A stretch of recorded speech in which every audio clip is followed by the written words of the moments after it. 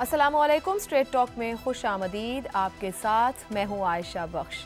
नायब वज़ीर आज़म इसहाक डार ने कहा है कि अगर आने वाले मुज़ाकरात में आबी तनाज़ा हल न हुआ तो भारत और पाकिस्तान के दरमियान जंग बंदी खतरे में पड़ सकती है। नायब वज़ीर आज़म ने भारत के हमलों को जंग और कश्मीर में अपनी बालादस्ती कायम करने की एक ख्याली कोशिश करार दिया, लेकिन यह भी वाज़ेह किया कि पाकिस्तान की जानिब से जौहरी हथियारों का इस्तेमाल ज़ेर गौर नहीं था। इसी तरह वज़ीर दिफा ख्वाजा आसिफ भी कह चुके हैं कि भारत से मुज़ाकरात हुए तो मसला कश्मीर, पानी और दहशतगर्दी पर बात होगी। हकीकत में ये तीन मसले ही ऐसे हैं जो पाक भारत ताल्लुकात में सबसे बड़ी रुकावट रहे हैं। ख़ास तौर पर मसला कश्मीर और पानी का इशू तो क़याम पाकिस्तान के फौरी बाद के इशूज़ में है। भारत कैसे कश्मीर के मामले पर बार बार अक़वाम मुत्तहिदा की करारदादों को नज़रअंदाज करता रहा, फिर 1972 में शिमला मुआहिदे की आड़ में इस इशू पर तीसरे फरीक की सालसी मानने से इनकार करता रहा। बच्चा बच्चा इन हक़ाइक़ से आगाह है। जहाँ तक पानी के मसले का ताल्लुक है तो बेशक भारतीय वज़ीर आज़म नेहरू ने पाकिस्तान के साथ 1960 में सिंध-तास मुआहिदा किया, मगर भारत बार बार इसकी खिलाफ वर्जी करता रहा है। चनाब दरिया पर बनने वाला बगलिहार डैम पहला बड़ा मुतनाज़ मंसूबा था। भारत ने पानी ज़ख़ीरा करने की गुंजाइश ज़्यादा रखी और डैम के डिज़ाइन में ऐसी तब्दीलियाँ की जो मुआहिदे के खिलाफ थीं। ताहम आलमी बैंक की सालसी में फैसला आया कि चंद तरामीम के साथ डैम को बरकरार रखा जा सकता है। इसके बाद भारत ने नीलम दरिया पर किशन गंगा मंसूबा बनाया और दरिया का रुख मोड़कर बिजली पैदा की, जिस पर पाकिस्तान ने एतराज़ किया कि यह मुआहिदे के खिलाफ है। लेकिन बैनुल-अक़वामी अदालत ने भारत को मशरूत इजाज़त दे दी कि वह दरिया का रुख मोड़ सकता है, मगर उसे मखसूस मिक़दार में पानी छोड़ना होगा। इसी तरह चनाब बेसन में रतले, पिकलदिल, लोअर किलनाई और मायर जैसे मंसूबे भी पाकिस्तान के इतराज़ात का निशाना बने। ये तनाज़ा बार बार आलमी फोरम पर पहुंच चुका है, मगर भारत आलमी सालसी से इनकार करता रहा है और यकतरफा तकनीकी मुशावरत को तरजीह देता है, जो मुआहिदे की रूह की मुनाफी है। दहशतगर्दी की बात की जाए तो दुनिया का कोई भी शख्स बड़े बड़े थीसिस या किताबें खंगालने के बजाय सीधा यूट्यूब पर जाकर देख ले कि भारतीय नेशनल सिक्योरिटी एडवाइज़र की बदनाम ज़बाना डोवेल डॉक्ट्राइन क्या है, तो उसे समझ में आ जाएगा कि खैबर पख्तूनख्वा में TTP और बलोचिस्तान में BLA की दहशतगर्दी में बराह रास्त भारत ही मुलव्विस है। ऐसे में बड़ा सवाल यही है कि पाकिस्तान और भारत के दरमियान मौजूद ये तीन मसाइल क्या किसी सालिस के बगैर हल हो सकते हैं? बरे-सग़ीर की हालिया तारीख तो यही बताती है कि बड़े मसाइल के हल के लिए किसी तीसरे और ताकतवर फरीक की ज़रूरत ही पड़ती है। हालिया जंग और सीज़ फायर इसकी ताज़ा तरीन मिसाल हैं, जहां ना करते भी अमेरिका को ही मैदान में कूदना पड़ा। भारत को हमेशा से ये खौफ रहा है कि कोई तीसरा फरीक अगर इन मसाइल को गैर जानिबदारी से देखेगा तो उसे यकीन हो जाएगा कि इन मसाइल पर पाकिस्तान का मौक़िफ़ ही जायज़ है। यही वजह है कि ट्रंप की जानिब से कश्मीर के मसले पर किरदार अदा करने पर इस वक्त पूरे भारत में एक तरह का सफ़े मातम बिछा हुआ है। ऐसे में फिर बड़ा सवाल है कि पाकिस्तान और भारत के माबैन जिन बड़े मसाइल को सिफारतकारी और आलमी सियासत के बड़े बड़े माहिर अमरीकी सुदूर भी हल ना करवा पाए, वो एक ऐसा सदर हल करवा पाएगा जिसने the art of the deal किताब तो लिख रखी है, मगर जो आलमी खास तौर पर बरे-सग़ीर की पेचीदगियों से ज़्यादा वाक़फियत ही नहीं रखता। इसी पर पैनल की राय जानेंगे। हमारे साथ हैं हसन निसार, शहजाद चौधरी, ज़ैगम खान और इफ्तिखार अहमद साहब। प्रोग्राम का सवाल आप सभी के लिए। कश्मीर, पानी, दहशतगर्दी, खित्ते के तीन बड़े मसाइल, बिना सालिस क्या भारत मुज़ाकरात की मेज़ पर आएगा? हसन निसार साहब, क्या तारीख तो ये नहीं कहती है, मगर क्या हालिया अब जो हालात बने हैं बिना सालिस के भारत चाहता है कि मुज़ाकरात दोनों मुल्क हल करें, मगर क्या मुज़ाकरात की मेज़ पर बैठेगा बिना सालिस के? देखें आयशा, कश्मीर को तो इन दो मसाइल से आप बिल्कुल अलग कर दें। ये बिल्कुल ही मुख्तलिफ मामला और मसला है। सही। इसमें सालस मालस आई डोंट थिंक, इसमें सालस पर एक ही चीज़ हो सकती है, वो होनी नहीं और होनी चाहिए भी नहीं। बहरहाल मुझे आप मायूस ही समझें। अच्छा, अलबत्ता पानी और दहशतगर्दी पर प्रोग्रेस बहुत मुमकिन है और वो होगी। और ज़रा अगर आप आगे जाएं एक कदम, तो पानी रोकना भी दहशतगर्दी ही है, बल्कि इससे बदतरीन दहशतगर्दी मुमकिन नहीं है। सो इन दो मसलों के बारे में तो मैं बड़ा होपफुल हूँ। कश्मीर वाला मामला अपनी अकल और समझ से बहुत बाहर है। हसन साहब, जो पेशरफ्त की बात करते हैं, तो क्या बिना सालिस के ही इन दोनों मामलात पर पेशरफ्त हो जाएगी? मतलब भारत खुद ही अंडरस्टैंड कर लेगा इस बात को कि आओ बैठो और इन दो मसलों को तो कम से कम हल करें? देखें, जाहिर है जो ग्लोबल विलेज है ये इसका मुखिया, बाकी तो हम जैसे जो मुल्क हैं वो उनकी जो हैसियत है, मैं उसकी तफसील में क्या जाना, सब जानते हैं हम लोग, तो उसका मुखिया ही फैसला कराएगा। दो लौंडे लपाटे जब आपस में लड़ पड़ते हैं, मैं किसी और मानों में ये बात कर रहा हूँ। ये हमें कहा करते थे गैर तरक्की याफ्ता दुनिया, फिर प्यार से हमें इन्होंने बुलाना शुरू कर दिया डेवलपिंग नेशंस, तरक्की पजीर। तो तरक्की सिर्फ पैसे, दौलत और आपके रिजर्व्स का नाम नहीं होता, तरक्की ज़हनी भी होती है। तो वो जाहिर है वही करवाएंगे। ठीक ठीक, कश्मीर को अलहदा कर दें, कश्मीर को अलहदा कर दें, इस पे पेशरफ्त पानी दहशतगर्दी पर। शहजाद साहब, हसन साहब की राय है कि ये बिना सालिस मुमकिन नहीं, मगर दो मामलात पर पेशरफ्त हो सकती है। आप ये फरमाइएगा कि अभी ये जो हालिया कशीदगी कहें, जंग कहें, सीज फायर के, इसके बाद के जो हालात हैं अब का मारूज, जहाँ पर अमेरिका दरमियान में आया है, भारत का बयानिया किसी हद तक मामलात पर कमज़ोर हुआ है, पाकिस्तान के बयानिए को सुना गया है, कश्मीर की आवाज़ सुनाई दी गई है इंटरनेशनल फोरम के ऊपर, क्या ये जो मारूज है ये मसाइल हल करवा पाएगा? एक, दो, तीन, कोई भी इनमें से, सभी के सभी? अच्छा आयशा, मैं एक तो हसन साहब से एग्री करता हूँ कि मेरे ख्याल में दो चीज़ें जो इन पे शायद बात होगी, दहशतगर्दी होगी और पानी का मामला होगा।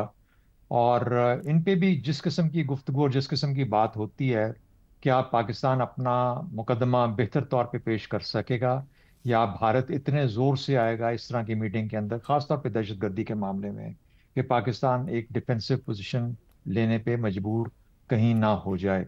लेकिन मेरा अपना ख्याल ये है, जैसे उन्होंने कहा कि पानी भी दहशतगर्दी है, और बलूचिस्तान और केपी के अंदर जो मामलात हैं टीटीपी के साथ, वो भी जुड़े हुए इस तरह से हैं कि वो एक दहशतगर्दी की बहुत बड़ी एग्जाम्पल है। उसके डॉसियर्स वगैरह तैयार कुछ हो चुके, कुछ और भी जो करने पड़ेंगे, अपडेट करने हैं, उनको करके मेरा ख्याल है इसके ऊपर बहुत तैयारी करके जाना चाहिए। कश्मीर का जहाँ तक ताल्लुक है, कश्मीर का मामला आहिस्ता आहिस्ता, जिस तरीके से अभी तक 78 साल में कुछ नहीं हो पाया, इसको इसी तरह स्लो बर्नर पर डाल दिया जाएगा। वो आहिस्ता आहिस्ता चलता रहेगा और ये कहा जाएगा कि चलिए मिलते रहिए, बात करते रहिए और देखिए कि इसका क्या हो सकता है। कश्मीर का मसला क्यों हल नहीं होगा, ये ज्यादा जरूरी बात है जिसका मैं हल अब बात सोचनी चाहिए। क्या दोनों तरफ में वो सियासी विल जो होती है, पॉलिटिकल विल जिसे कहते हैं, या सियासी तदब्बुर, वो नहीं है? मेरा ख्याल है ऐसी बात नहीं है। मेरा ख्याल है कि जो लोकल पॉलिटिकल डायनामिक्स है ना, जो आपस की, कि अच्छा अगर कोई कश्मीर की बात करता है तो ऐसे है जैसे उसने कश्मीर का सौदा कर दिया। क्या मोदी ये काम कर सकता है? सवाल ही पैदा नहीं होता। उसकी पोजीशन इस वक्त, सियासी पोजीशन कमजोर है, और वो इसको और कमजोर कभी नहीं होने देगा, ना करेगा, बल्कि कोशिश होगी कि किसी तरीके से उसको भी ऐसा रंग दे इन तमाम मुज़ाकरात के बाद जो एक दो चीजें होंगी। दूसरी बात पानी के ऊपर, पानी का मसला ये है कि पानी के ऊपर जो चीज करने वाली हो ये कि कहीं ये ना हो कि कुछ शिकें खोल दी जाएं। यानी पाकिस्तान को जब मामलात को अगर रिन्यू या रिफ्रेश करना पड़ता है किसी भी ऐसे मुआहदे के अंदर जो कि हो चुका है और तकरीबन उसने इस्टेब्लिश कर लिया अपनी पोजीशन, तो कहीं ये ना हो कि जब खोलें तो उसके अंदर हम धंसते चले जाएं। डेमोग्राफिक चेंजेस, क्लाइमेट चेंजेस, पानी की कमी है, ये है वो है। तो मेरा मतलब ये काम ऐसे हैं जिनके ऊपर बहुत ज्यादा सोच विचार तैयारी करके जाना पड़ेगा, कि ये ना हो कि जो हमने मैदान जंग में जीता है वो हम मुज़ाकरात की मेज पे, कहीं हमें ये ना नजर आए कि हमने वहां पे उस तरीके से हम हासिल नहीं कर पाए। गो इंडस वाटर ट्रीटी वापस आ जाएगी, और गालिबन मैं तो ये कहता हूं कि मुज़ाकरात शुरू होने से पहले उसको वापस आ जाना चाहिए। उनको ऐलान कर देना चाहिए कि हमने जो मुअत्तल किया था वो खत्म हो गया और वापस अपनी जगह पे आ गई, उसके बाद ही उसके ऊपर बात हो सकती है। तो ये जो छोटी छोटी जिसे कहते हैं नुआंसेस जो होती हैं किसी भी तरीके से, इनको जरूर देखना चाहिए, वरना हम कहीं उसको, एक और चीज होती है जब भी मुज़ाकरात में जाते हैं, एक मैक्सिमलिस्ट पोजीशन होती है, हम उम्मीद लेके जाते हैं कि कश्मीर को हल करेंगे, लेकिन आप जब निकलते हैं तो हो सकता है कि आपने ट्रेड भी ले ली अमेरिका के साथ, आपने पानी भी ले लिया, आपने कोई दहशतगर्दी पे उनको बलूचिस्तान के डोसियर्स भी दे दिए। ये नहीं कि उसकी बुनियाद पे वो कोई अमेरिका उनको कटहरे में खड़ा करेगा इंडिया को, क्योंकि वो एक सालिस है, वो एनेबलर है, वो कहेगा बैठो और बात कर लो आपस में जो करनी है। तो इसलिए कोई बहुत बड़ी उम्मीद भी नहीं लगानी चाहिए। ये मुज़ाकरात और मामलात का मसला ऐसा होता है कि दोनों साइड्स ही अपने आप को विनर डिक्लेयर कर सकती हैं। तो लेकिन हकीकी तौर पर अगर कुछ गेन करना है तो हमारी साइड को बहुत ज़्यादा तैयारी के बाद जाना पड़ेगा। भारतीय इन मामलात में वाकई बहुत तेज़ हैं और बहुत गहराई में जाके अपना मुकदमा पेश करें। मगर आपके ख्याल में इन मामलात पे, अगर हम दो ही मामलात की बात कर लें, पानी और दहशतगर्दी की जो सूरत हाल है, और जिस तरीके से अभी ट्रंप ने इंटरवेंशन किया इस हालिया पीस के लिए कि दोनों रुक जाएं, भारत सालसी मानेगा कि कोई आए और हमें बिठाए? क्योंकि ये रहा है उसका एक कि मुझे ज़रूरत नहीं है, ये बायलैटरल रहेगा, कोई थर्ड पर्सन नहीं चाहिए। और अगर पिछले 2 दिन में बात करें तो ट्रंप बहुत क्रिटिसाइज हो रहा है खुद भारत के अंदर। नरेंद्र मोदी ने कल तकरीर में इस चीज का इरादा किया है कि वो जब बात करेगा तो इन मुद्दों पे करेगा। चाहे उसने दहशतगर्दी का जिक्र किया, उसने कश्मीर का कहा कि इसके अंदर पानी और खून इकट्ठे नहीं चल सकते, वगैरह वगैरह। दहशतगर्दी से मुतल्लिक मामला आते हैं उसके। तो ठीक है, मेरा ख्याल है दहशतगर्दी के ऊपर अब हमारे पास भी बहुत मवाद है और हम भी चाहते हैं कि इस पे बात की जाए। तो वो तो इरादा कर चुका, वो बता चुका कि उसने बात करनी है, मुज़ाकरात की बात करनी है। मैं वही बात कर रहा हूँ कि बार बार जब हम इन चीज़ों के अंदर आपस में डीजीएमओस बात करते हैं, या हम अमेरिका के थ्रू किसी से गुफ्तगू की बात कर रहे हैं, या नेशनल सिक्योरिटी एडवाइजर्स के थ्रू मामला तय पाते हैं, तो उसके अंदर एक स्ट्रक्चर डायलॉग का क्रिएट करना बहुत लाजिम है कि किस तरीके से कितने डायलॉग की सीरीज होंगी और कहाँ को देखते देखते हम किस तरीके से अपने उन जो जो हमारे अहदाफ हैं उनको हासिल करेंगे, हम भी और हिंदुस्तान भी, यानी मिलके आप करेंगे। लेकिन इस डिटर्मिन ये करना है कि उसका स्ट्रक्चर क्या होगा, और ये एक ही मीटिंग होगी या दो तीन चार होंगी। दूसरी बात देखिए कि क्यों नहीं करेगा, जिनकी ये मेरी सोच है, I could be totally wrong, जिनकी वजह से उसने जंग छेड़ी थी, अगर वही उसको कह दें कि जंग बंद कर दो तो वो जंग बंद कर देते हैं, और वही कहे कि बैठ बैठ जाओ तो बैठ जाएगा।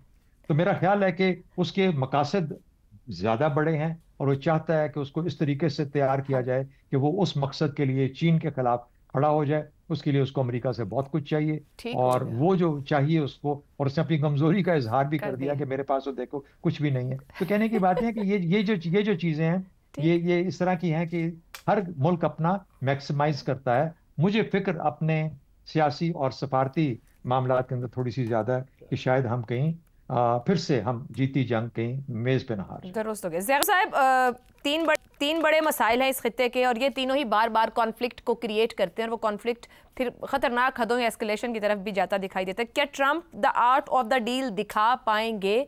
हालिया जो मारूज जो ग्राउंड रियलिटी नई सामने आई है उसमें उनका रोल कितना बड़ा होगा, और क्या वो सक्सेसफुली इस खित्ते में कुछ डिलीवर कर पाएंगे? देखिए, अमेरिका वो वाहिद ताकत है जो भारत पर असर डाल सकती है, और ट्रंप वो वाहिद आदमी है जिससे हर बंदा घबराता है। लेकिन रिकॉर्ड ये है कि 2019 में भी ट्रंप साहब ने मसला कश्मीर हल करने की बात की थी, और उसके बाद ये मामला उल्टा ही पड़ गया था। अब वो दोबारा बात कर रहे हैं, लेकिन भारत से जो आवाज़ें आ रही हैं वो पॉजिटिव नहीं हैं। लेकिन एक बात यह है कि भारत ने सालिसी के हवाले से हमेशा अपने अवाम को झूठ बोला है। भारत ये कहता है कि वो सालिसी से बुलंद हो चुका है, वो इतना बड़ा हो चुका है कि कोई तीसरा फरीक आके उसे ना मजबूर कर सकता है, ना उसे कुछ करने का कह सकता है। हकीकत यह है कि सालिसी हमेशा मौजूद होती है, अगर सामने नहीं तो बिहाइंड द सीन मौजूद होती है, और बहुत जगहों पे सामने मौजूद होती है। जब हम सालसी कहते हैं तो सालसी दो मतलब होते हैं इसके, एक होती है आर्बिट्रेशन और दूसरी होती है मीडिएशन। आर्बिट्रेशन सालसी का कानूनी तरीका है कि जो सालिस है उसका फैसला दोनों फरीकों पर लाजमी होता है, बाइंडिंग होता है, इसको कहते हैं आर्बिट्रेशन। और मीडिएशन का मतलब ये होता है कि सालिस बैठ के दोनों फरीकों की मदद करता है कि वो किसी नतीजे पर पहुंचे। अब जो आपने तीन बातें बताई हैं उसमें एक में आर्बिट्रेशन मौजूद है, बिल्ट इन है, कानूनी है, बैनुल-अक़वामी कानून के तहत मौजूद है, वो है पानी का मसला। और उसमें पाकिस्तान और भारत मुसलसल आर्बिट्रेशन में हैं, रहते हैं। और जब सालिस फैसला करता है जो मैकेनिज्म है तो दोनों मुल्कों को मानना पड़ता है, दोनों मुल्कों ने हमेशा उसको माना है। भारत आज उस पोजीशन में है जो पाकिस्तान में आपके जो बहुत बड़े वो लाख जानिसारों वाले जो चीफ जस्टिस थे उन्होंने जो रेकोडिक वाले मामले में किया था। एक ऐसा फैसला जिसमें आर्बिट्रेशन का मैकेनिज्म है, जो माहदा है, जिसकी मल्टीलैटरल शक्ल है, उससे आप नहीं निकल सकते। तो पाकिस्तान को पहले तो अपने जो कानूनी ऑप्शंस हैं इसमें उनको एग्जॉस्ट करना चाहिए, उनको इस्तेमाल करना चाहिए, और डिप्लोमेसी को भी इस्तेमाल करना चाहिए इस बात के लिए कि भारत वापस एहतराम करना शुरू करे। अगर एक दूसरे के साथ बाहमी तौर पे कुछ कंसेशन दी जा सकती हैं एक दूसरे को, वो एक अलग बात है। ये तो एक मसला हो गया। अब जो बाकी दूसरे मसले हैं, देखिए उसमें कुछ डायलेमाज हैं। कश्मीर का मसला इस वक्त दोनों कौमों की कौमी शनाख्त का मसला बन चुका है। भारत यह समझता है कि अगर कश्मीर जाता है तो फिर पूरा भारत बिखर जाएगा, और भारत जिस बुनियाद पे खड़ा है वो ही टूट जाएगी।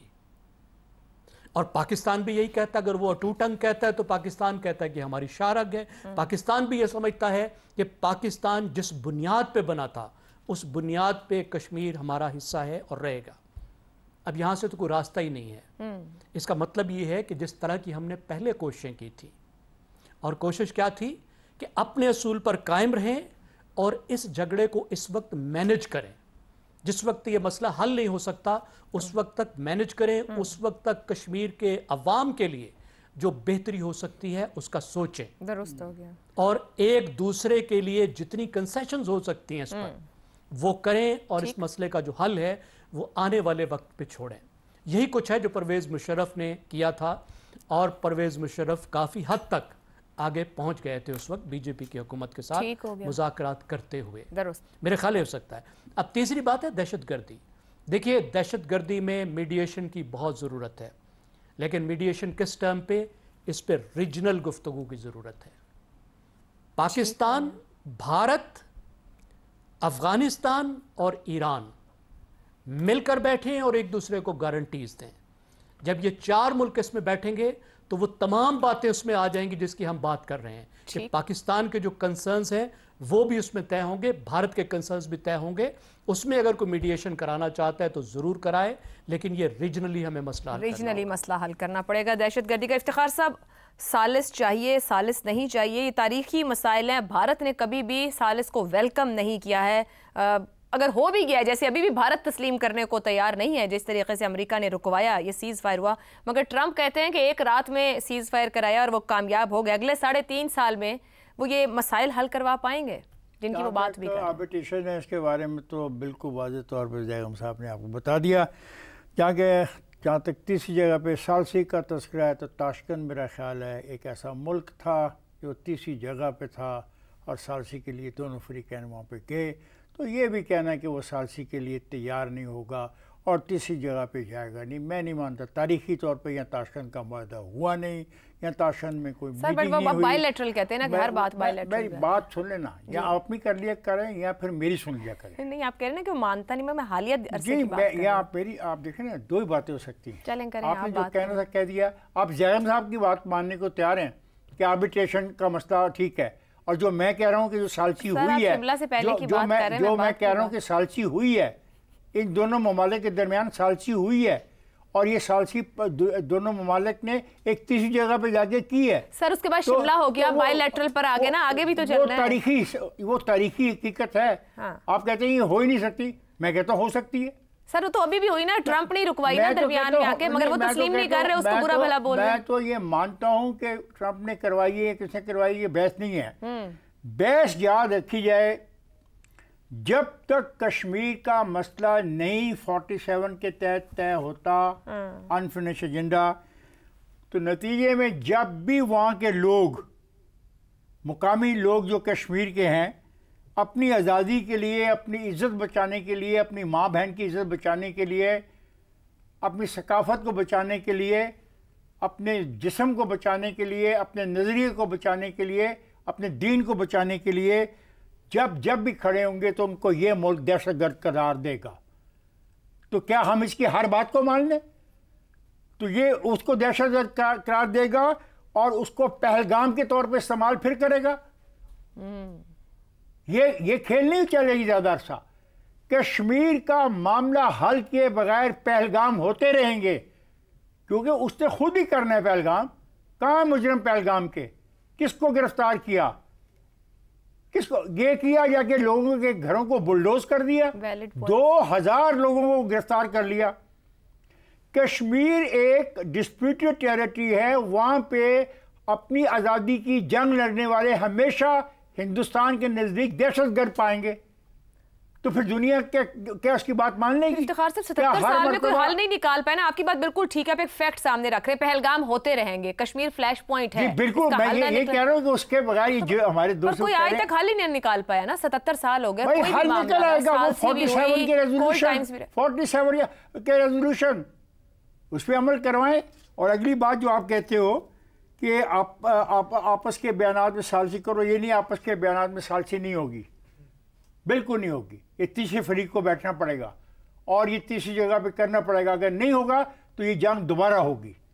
ये कब होगी, कितने अरसे के बाद होगी, मुझे इसका नहीं पता। ये जंग दोबारा होगी। और ये जो कहा गया कि एटमी हथियार, मैं एक बात क्लियरली कर वादे तौर पे समझा दूं, हमें एटमी हथियार बनाने का कोई शौक़ नहीं था। अगर हमारे पास एटमी हथियार नहीं होते तो इस दफ़ा वो बहुत सारा रकबा भी हमारा ज़मीनी छीन लेते। एटमी हथियार हैं और हमें अपनी बका के लिए अगर इस्तेमाल करने पड़े तो ये इस्तेमाल होंगे, क्योंकि हमने इनको महज इसलिए नहीं रखा कि हमारे पास एटमी हथियार हैं। इज़्ज़त सबसे ज़्यादा इम्पॉर्टेंट है और ज़िंदगी और मौत रब के हाथ में है। और हम वो कौम है कि जिसमें यकीन है कि वो शहादत पर बरतरी हासिल करती है ज़िंदगी के मुकाबले में। तो ये बातें कहानियाँ सुनाने की ज़रूरत नहीं है, दुनिया को आंखें खोलनी चाहिए। और आज से 72 घंटे पहले जो कुछ इस खिते में हुआ वो आंखें खोलने के लिए काफ़ी है। और ये टेक्नोलॉजी का जो एडवांसमेंट है उसने बता दिया कौन टेक्नोलॉजी के हवाले से एडवांस है। और ये बात ख़त्म नहीं यहाँ पे होगी। अगर इस बात को दोबारा शुरू किया गया, ये वहीं से शुरू होगी। और इशू है वो इंडस वाटर ट्रीटी और कश्मीर दोनों। और वो दहशतगर्द जो बलूचिस्तान में हमले कर रहे हैं, गुंडागर्दी कर रहे हैं, बदमाशी कर रहे हैं, वो दहशतगर्द जो खैबर पख्तूनख्वा के बॉर्डर के ऊपर कर रहे हैं, वो तमाम इंडिया के कहने पे हो रहा है। ये मैं इल्ज़ाम लगा रहा हूँ एज ए पाकिस्तानी, इसकी भी इंक्वायरी होनी चाहिए। ठीक हो मेरा केस है दुनिया के सामने, इसके लिए जरूरत मेरे नहीं है सर, इसके तो केस। सबूत मौजूद हैं। जो अभी हालिया बलोचिस्तान मामला हुआ बस सबूत हैं, डोजियर्स मौजूद हैं जी। एक ब्रेक पे जाना है। इत्तेखार साहब ये कह रहे हैं कि अगर कश्मीर हल ना हुआ तो दोबारा ये मामला इसी जगह पर आएंगे। कब आएंगे ये कहा नहीं जा सकता, मगर इस पूरी सिचुएशन के दौरान भारतीय मीडिया के स्टूडियोज जंगी मैदान बने रहे, आखिर क्यों? इस ब्रेक के बाद प्रोग्राम में एक बार फिर खुशामदीद। In war truth is the first casualty. ये मुख्तसर मगर गहरा जुमला इस हकीकत को उजागर करता है कि जंगों में सबसे पहली कुर्बानी सच को देना पड़ती है। मीडिया को जमहूरियत का चौथा सुतून कहा जाता है, जिसकी बुनियादी जिम्मेदारी है कि वो हक़ाइक़ की गैर जानिबदाराना रिपोर्टिंग करे, अवाम में आगाही पैदा करे और राय साजी में मुस्बत किरदार अदा करे। ताहम हालिया पाकिस्तान भारत कशीदगी में भारतीय मीडिया के किरदार पर संजीदा सवालात उठा दिए हैं। पहलगाम वाक़े के बाद भारत ने बगैर किसी सबूत के पाकिस्तान पर इल्ज़ाम आयद किया और ऑपरेशन सिंदूर के तहत पाकिस्तान के अंदर फ़ज़ाई हमले किए, जिसके नतीजे में कशीदगी मजीद बढ़ती गई। इस दौरान भारतीय मीडिया ने न सिर्फ जंगी फ़ज़ा पैदा की बल्कि सहाफ़ती उसूलों को भी शदीद नुकसान पहुँचाया। भारतीय टीवी चैनल्स ने हुब्बुल वतनी के नाम पर सनसनी फैलाने, जज्बाती नारों और बगैर तहकीक के इल्ज़ामात लगाने की रविश इख्तियार की। एंकर्स, रिपोर्टर्स, तज्जियाकारों और रिटायर्ड मिलिट्री अफसरान ने उछल उछल कर न सिर्फ इन हमलों की तायद की बल्कि मजीद बढ़ा चढ़ाकर ग्राफिक्स के जरिए इन हमलों को फिल्मी मनाजिर की तरह स्टूडियोज में पेश किया।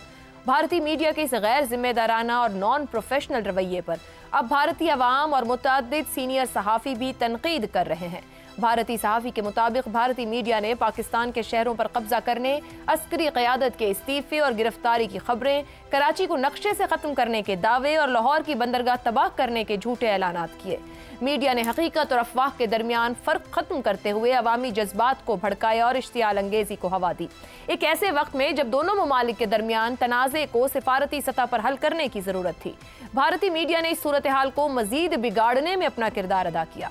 ऐसे में अहम सवाल यह है कि क्या भारतीय हुकूमत और इदारों ने खुद अवाम के सामने आकर हक़ाइक़ बताने के बजाय जानबूझकर मीडिया को इतनी खुली छूट दी? ये सवालात अहम है कि मीडिया को हकीकत के बजाय झूठ के बयानिए की इजाज़त क्यों दी गई और इसके पीछे क्या मकासद थे? क्या हुकूमत का मकसद मीडिया के जरिए जंगी फ़ज़ा पैदा करना था या फिर अवाम को गुमराह करने के लिए जानबूझकर इस खेल का हिस्सा बनाया गया? इसी पर गुफ्तगू करेंगे। सवाल इस तरह से, हुब्बुल वतनी के नाम पर झूठ, सनसनी, जज्बातियत, इल्ज़ामात, एंकर्स, रिपोर्टर्स, रिटायर्ड मिलिट्री अफसरान पेश भारतीय मीडिया का किरदार, सहाफ़ती बददियानती या रियासती बयानिया।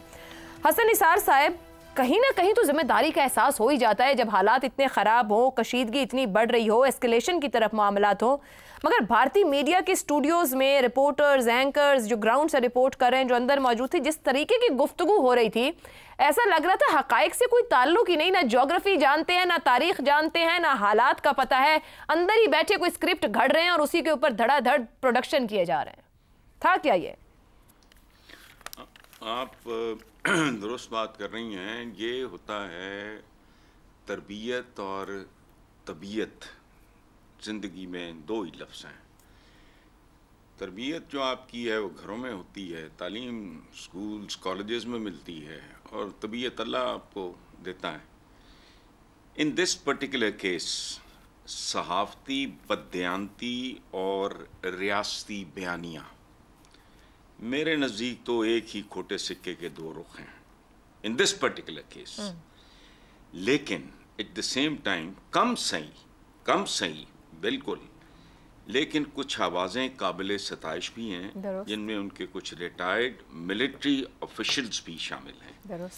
तो हमें जोकर्स पे फोकस करने की बजाय मेरा ख्याल है कि ऐसे लोगों को नज़रअंदाज नहीं करना चाहिए, बल्कि उनकी सताइश करनी चाहिए। और इसमें एक बड़ा पॉजिटिव पहलू है। वो पॉजिटिव पहलू ये है कि आपको देखो, मीडिया बेसिकली तो फेस होता है, आपको बड़ी आसान असेसमेंट हो गई है कि व्हाट इज़ द लेवल। मैं इससे आगे नहीं जाऊंगा, हमारे हम पेशा हैं। और दूसरी बात यह है, ज़िंदगी में बाज़-औक़ात ये वक्त आता है, मैंने जेलों की सूरत में भी भुगता हुआ है, बाद में सीखा भी है इससे, कि आप झूठ मत बोलें। बहुत अगर बुरी कंडीशंस हैं, सच को बाईपास करके गुजर जाएं। झूठ मत बोलें। आपको झूठ बोलने पे, गन पॉइंट पे भी कोई मजबूर नहीं कर सकता। मजबूरी है, जबर है माहौल का, सच को बड़ा सॉफ्टली आप बाईपास कर दो, झूठ मत बोलो। उन्होंने तो मैं उनको कुछ भी नहीं कह रहा, वो तो जुनूनी हिस्टेरिक नहीं होता है जैसे एक नीम पागल सा आदमी, इस तरह का मेजॉरिटी, लेकिन they were very very sane voices. ठीक, और मैं उनको अप्रिशिएट करता हूँ बहुत ज़्यादा। बिल्कुल दुरुस्त का। इफ्तिखार साहब, हसन साहब कह रहे हैं एक ही सिक्के के दो रुख थे। आप इसको लोग कह रहे हैं कोई थिएटर लगा रखा था स्टूडियोज के अंदर। बात ये कि जो मेन स्ट्रीम चैनल्स देखे जा रहे थे, इंडिविजुअल्स तो लोग अब दिखते भी नहीं उस तरह के, वो सोशल मीडिया पे जा चुके हैं। भारत में अडानी, इसकी बात की जाए अंबानी के बाद मीडिया के टेक ओवर की, आपको क्या लगता है जंग के माहौल में तो कोई थोड़ी बहुत जिम्मेदारी का एहसास होगा? लोग मेन स्ट्रीम मीडिया को देख रहे हैं minute to minute follow up के लिए। मैं इत्तफाक करता हूँ कि मेन स्ट्रीम मीडिया को बिहेव करना चाहिए, क्योंकि आपकी बात लम्हा बलम्हा वो देख रहे होते हैं। अगर जिस किस्म का जो चीज़ें हमने देखी, और साफज़ाहिर है करोड़ों लोग वो देख रहे थे, उनके नज़दीक तो कराची जो फतह हो गया था, उनके नज़दीक तो सब कुछ फारग हो गया था। वो तो यकीन करेंगे ना। अब कितना मुश्किल है उन करोड़ों लोगों को ये बात यकीन दिलाने में कि कराची पे कब्ज़ा नहीं हुआ। कौन जाके उनको यकीन दिलाए कि जनाब वाला रावलपिंडी में ये वाक़यात नहीं हुए, या खानेवाल किधर था, और नक्शे पे बैठे हुए थे दो सूटियाँ लेके, तो वो तो दो सूटियों को एक हकीकत समझ रहे थे। वो जो नक्शा था, वो जो घुटनों के बल बैठे हुए एक साहब बहरे अरब को कहीं ढूंढ रहे थे, वो लोग तो उस पर यकीन करेंगे। अब मैं करोड़ों लोगों को जाके तो ये नहीं बता सकता कि वो एक दीवानगी थी, और वो जो तालियां बजा रहे थे, वो जो नारे लगा रहे थे, वो पता नहीं, एक उनमें से एंकर है, वो मुझसे, उसकी आवाज़ मुझसे भी तेज़ है, वो पता नहीं चीखता है, मैं तो इतना नहीं चीख सकता जितना वो चीखता है। कमाल का चीख रहा था, लग रहा था बस पाकिस्तान गया ख़त्म, घंटे के बाद ये परचम उनका लहराया जाएगा और उनका तराना बजाया जाएगा। तो मेरे दोस्तों, ये बात ठीक है कि वहाँ पे अच्छी आवाज़ें भी थी, दो चार, सिर्फ दो चार, जिन्होंने कहा कि तो अहमकाना हरकत कर रहे हो, तुम इस मुल्क की तरक्की को नहीं जानते, तुम इसकी तैयारी को नहीं जानते हो, तुम गलत अंदाज़ा लगा रहे हो इस मुल्क के बारे में, हिंदू वता को इतना ताकतवर मत समझो थे। बट दे वर ओनली 2 और 3। और जो मैंने सारी स्क्रीन देखी, मैं एक की बहुत इज्जत करता हूँ, वो मेरी वाकफकार भी है, जिन्होंने पायलट गिरफ्तार किया। मैं तो हैरान हो गया हूँ कि वो बरखा को क्या हुआ। यानी I respect her, even today I respect her, उसकी तमाम वो उस सारी जो कुछ उसने किया।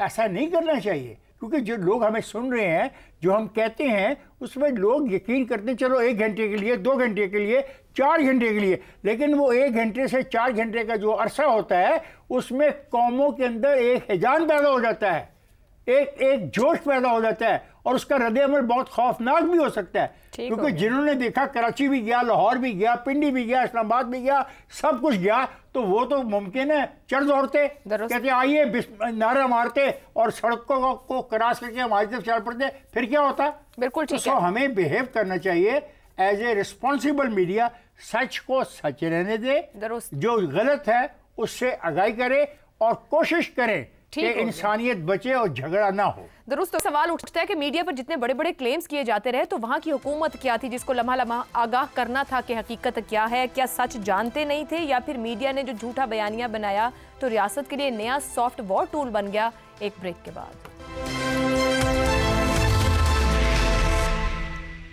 प्रोग्राम के आखिरी हिस्से में एक बार फिर खुशामदीद। शहजाद साहब, ये जो भारतीय मीडिया का कंडक्ट और करैक्टर रहा इन दिनों के दौरान में, महज रियासती माउथपीस बन गया, प्रोफेशनलिज्म बिल्कुल गायब हो गया, या प्रोपेगेंडा किया जंग की जरूरत समझते हुए उन्होंने किया क्या ये अपने साथ? मेरा ख्याल है कि इसके जो प्रोफेशनल चीज़ें हैं वो तो इफ्तिखार साहब ने और हसन निसार साहब ने बड़ा शफाफ तरीके से और क्लैरिटी के साथ बता दिया। मैं ये कहूँ कि क्यों ये होता है, मैं इसके बारे में कुछ बात जरूर कर सकता हूँ। देखिए, डिसइंफॉर्मेशन स्ट्रैटेजीज जो थी वो पहलगाम के साथ ही एक रिलीज आ गई हमारे सामने, कहीं से उसको पिक किया गया और हमारे साथ वो पता नहीं अब वो सच था, फेक था, क्या था, लेकिन बड़ी ही डिटेल के अंदर उसमें लिखा था कि कितने बजे कब मीडिया ने इसको कब रिपोर्ट करना है, कहाँ से रिपोर्ट होना है, कितनी देर के बाद होना है, ये तमाम चीज़ें हमारे सामने थी। हमें उसको भूलना नहीं चाहिए क्योंकि लगता था कि वो हकीकी एक ऐसा डॉक्यूमेंट है जिसके ऊपर ये डिसइंफॉर्मेशन स्ट्रैटेजी भी बिल्कुल मुकम्मल तौर पर लिखी हुई है। अब बात यह है कि जो मीडिया एक किस्म के अहकामात को फॉलो करता है वो ये क्यों अहकामात को फॉलो करता है? जो कि प्राइवेट या प्रोफेशनल जिनके जो चैनल्स थे, जब मोदी के दोस्तों ने उनको एक्वायर कर लिया, सेठों के कब्जे में चला गया, तो ये तमाम के तमाम जो लोग थे इनको कंट्रोल करना, जो मीडिया के अंदर बैठ के बातचीत करते हैं, आसान हो गया क्योंकि वो जो मोदी है वो उसका काम या उसकी हुकूमत का काम वो आसानी से कर देते थे क्योंकि उसी के दोस्त थे, उसी के कहने पे इनको टेक ओवर किया था। आपने कुछ नाम लिए अडानी वगैरह के, अंबानी के, इन लोगों के, तो ये भी हकीकत है। तीसरी बात, ये क्यों ये मीडिया ऐसे करता है? एक डिमांड एंड सप्लाई का असूल है। तो जो मुल्क जिसका 80% आबादी जो है हिंदुत्व के अंदर गुंदी हुई है, वो अंधा यकीन रखते हैं हिंदुत्व के अंदर। मोदी ने पिछले 12 साल में 11 साल में उनको ऐसे तैयार कर दिया है और इस तरीके से उनकी सोच बढ़ गई है कि वो मुकम्मल तौर पे इस पे हर चीज पे ऐसी यकीन करते हैं जो पाकिस्तान और मुसलमानों के खिलाफ होती है।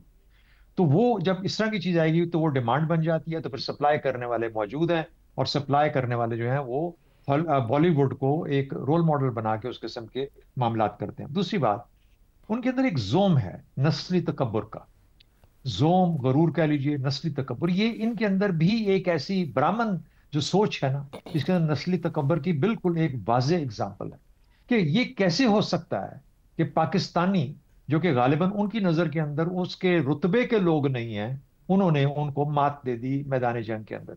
इसको हजम करना बहुत मुश्किल है। कल मोदी की तकरीर जो थी वो वाज़े तौर पे आपने सुनी, वो किस तरह झूठ के बुनियादों के ऊपर अपनी कहानी बना रहा है, बुन रहा है।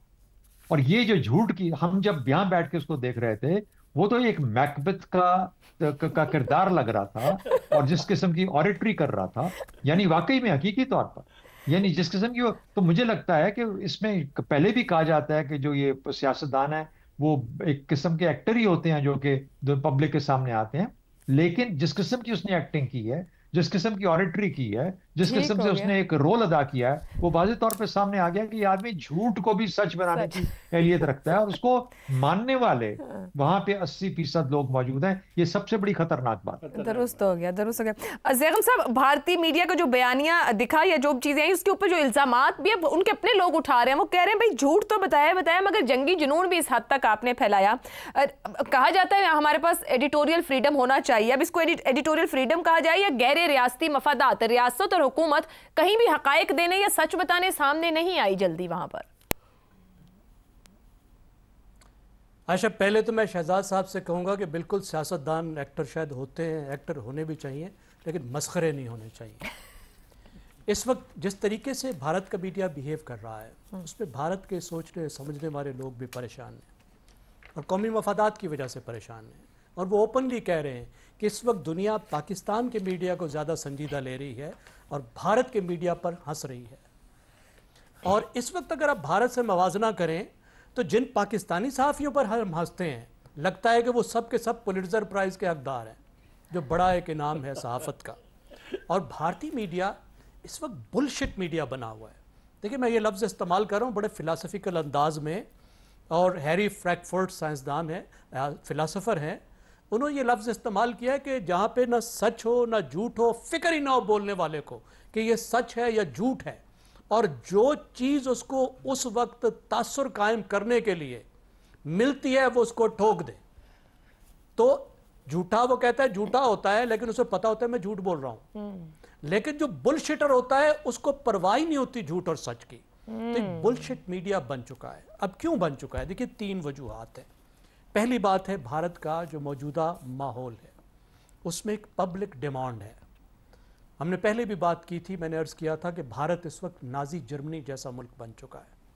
पूरा मुल्क जिसका बड़ा हिस्सा छोटे से हिस्से को छोड़ के एक मॉब बन चुका है, एक गुस्सीला मॉब, एक ऐसा मॉब जिसमें नस्ली बर्तरी है और गुस्सा है, वो उसमें माहौल है, और मीडिया खुद उसका हिस्सा बन चुका है। उन आइडियोलॉजीज़ को मीडिया का बड़ा हिस्सा खुद बाय कर चुका है और फिर उस नफरत और तकसीम को बढ़ा रहा है। वो बीजेपी का पार्ट बन चुका है, उसके मालिक इंस्टीट्यूशंस के तौर पे। साफ़ी तो साफ़ी आइडियोलॉजीज़ को ले चुके हैं, पूरे मीडिया हाउसेस अलाइन कर चुके हैं बीजेपी के साथ, इसीलिए उसको गोदी मीडिया कहा जाता है कि ये मोदी साहब की गोदी में बैठे हैं। अब दूसरी बात, वो बड़ा बहरान है, पूरी दुनिया पे असर डाल रहा है, लेकिन भारत में तो हशर ही हो गया। वो है इस वक्त की अटेंशन इकॉनमी, कि मीडिया को व्यूज़ चाहिए, ज़्यादा से ज़्यादा व्यूज़ चाहिए, TRPs चाहिए, उसकी वजह से एडवर्टीजमेंट मिलेगी। लेकिन जाहिर है उसका कोई असूल भी तो होना चाहिए ना। आप उसकी खातिर झूठ तो ना बोले ना। उन्होंने उसकी खातिर तमाम असूल जो हैं उसको तोड़ दिए, और वो सब कुछ कर रहे हैं जो बिकता है। वो सेंसेशनलिज्म कर रहे हैं, वो एक नेशनल रेटरिक लेके चल रहे हैं, वो नफ़रत अंगेज़ी कर रहे हैं, वो कभी अमेरिका कभी वो कराची फतह करा देते हैं, कभी वो लाहौर फतह करा देते हैं, कभी वो कुछ कर देते हैं, कभी कुछ कर देते हैं। आखिरी बात है जो सोशल मीडिया का फिर इसमें रोल है। सोशल मीडिया जैसे इसको बढ़ा रहा है, एम्प्लीफाई कर रहा है, और सोशल मीडिया के पीछे सोशल मीडिया के एल्गोरिदम है जो फिर इसी अटेंशन इकॉनमी पर चलते हैं। जो दिखता है बस वही बेचने के चक्कर में हकायक नजरअंदाज हो रहे हैं, और ये सहाफत नहीं है। प्रोग्राम से इतना ही, इजाजत दीजिए, अल्लाह हाफ़िज़।